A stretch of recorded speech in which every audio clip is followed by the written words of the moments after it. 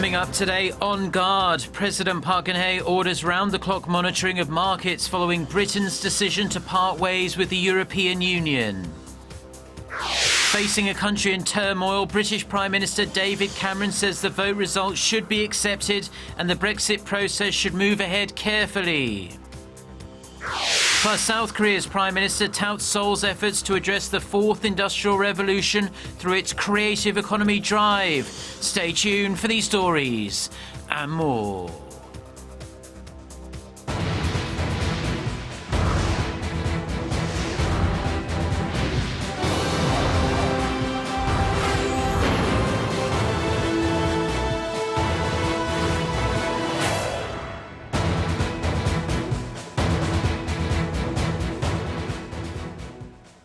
Hello to our viewers around the world. It's 6 a.m. on Tuesday, June 28th here in Seoul. Thanks for joining us. I'm Mark Broom.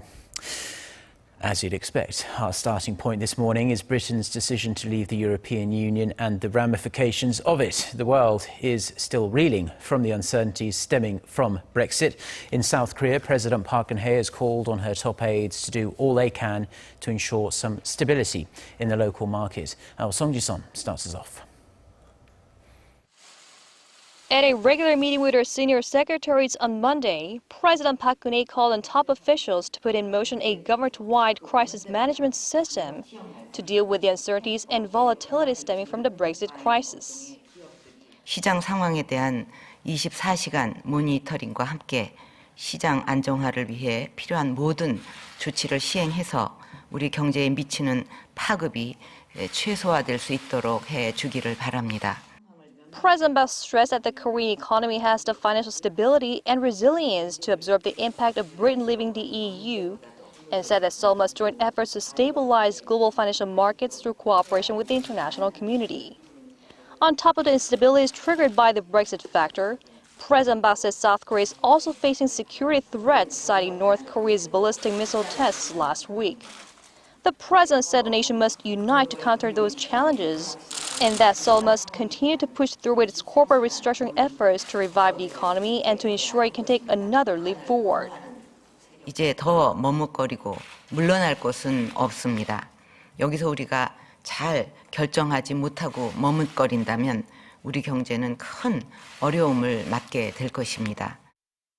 President Park will chair the National Economic Advisory Council meeting on Tuesday to discuss economic policies for the second half of this year. Seoul will look to devise effective and prompt countermeasures to counter economic challenges on the domestic and global front and create more jobs despite those obstacles. Song Ji-son, Arirang News. British Prime Minister David Cameron says the decision to leave the European Union is not the best outcome for the country, but it's one that must be accepted. Speaking to the House of Commons on Monday following an emergency cabinet meeting, Cameron said the process of implementing the will of the British people must now begin. He warned EU leaders that Britain will not be rushed into negotiations to withdraw, stressing that his successor will handle those talks. The leaders of Germany, France and Italy have said that there can be no formal or informal talks about Britain's departure from the EU until a legal process is triggered by London. German Chancellor Angela Merkel said Britain's decision was regrettable, adding that the EU will set out reforms to counter any further disaffection from the remaining members. Credit rating. Standard & Poor's has downgraded Britain's credit rating by 2 notches from AAA to AA following its Brexit vote. S&P says the downgrade reflects concerns about the risks of the UK's external financing conditions worsening, given its already elevated gross external financing requirements. It also said constitutional issues arising from the majority of voters in Scotland and Northern Ireland who opted to remain in the EU threatens the economic integrity of the United Kingdom. Now, European stock markets continued to stumble on Monday. Britain's FTSE 100 fell 2.6%, while Germany's DAX and France's CAC 40 each gave up 3%. UK banks were also badly hit, with shares in the Royal Bank of Scotland losing 15% and Barclays falling 17%. Britain's low-cost airline EasyJet slumped 22% to a 3-year low. The International Monetary Fund has urged Britain and the European Union to take quick and cohesive action following the UK's decision to leave the EU.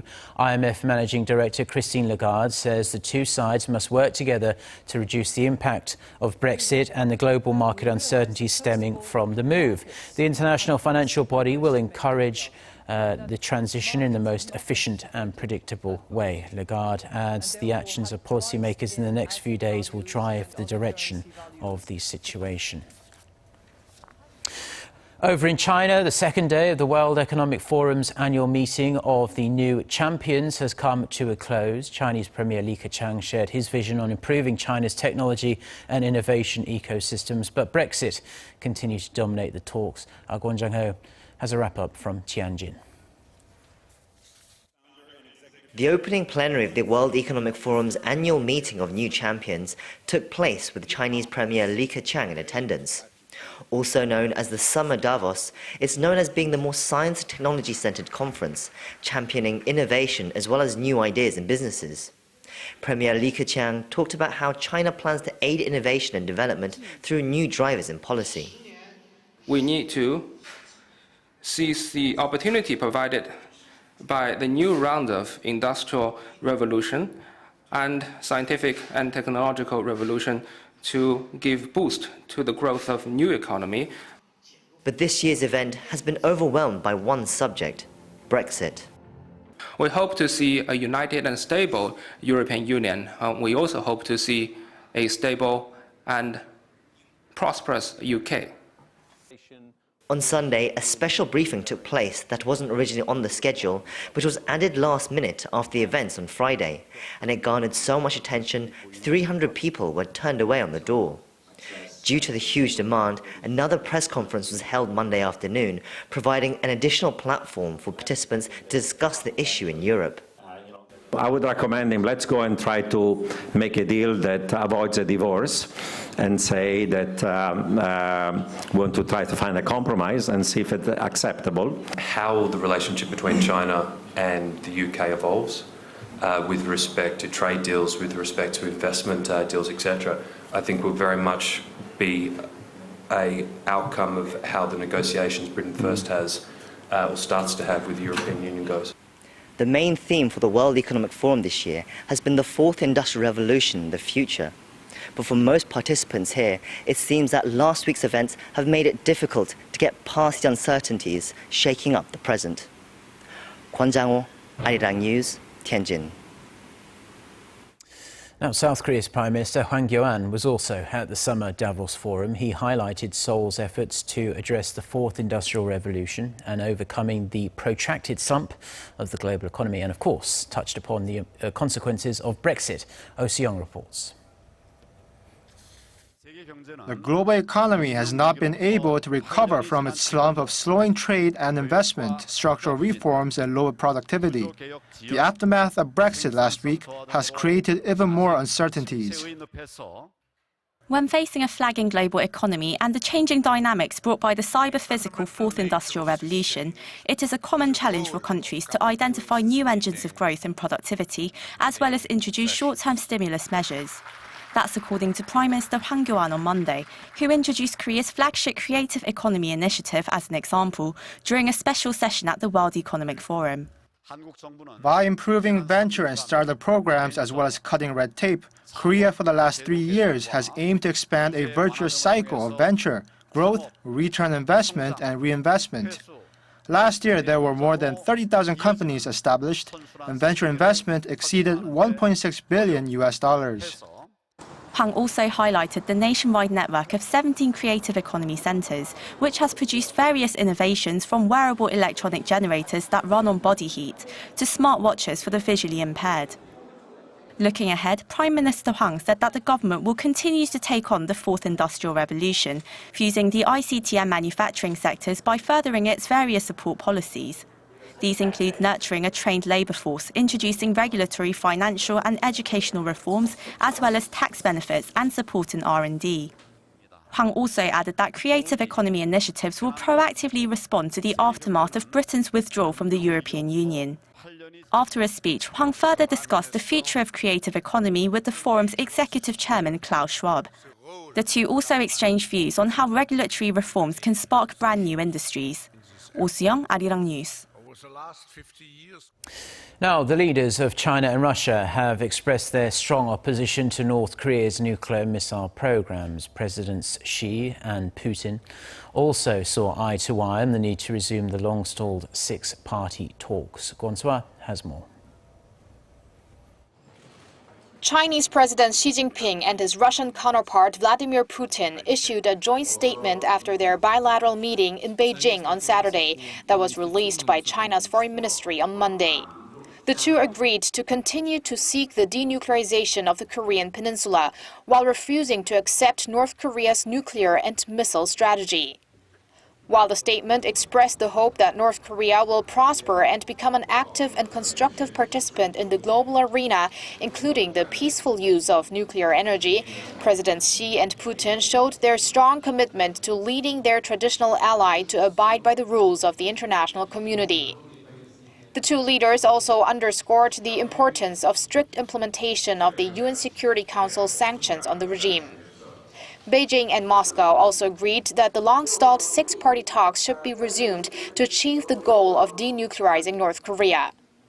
Beijing and Moscow also reiterated their opposition to the installation of missile defense systems in Europe and Asia, including the European Aegis Ashore system and the possible deployment of the U.S. missile defense system THAAD to South Korea, saying it will have a negative effect on the global and regional strategic balance, as well as on regional stability and security.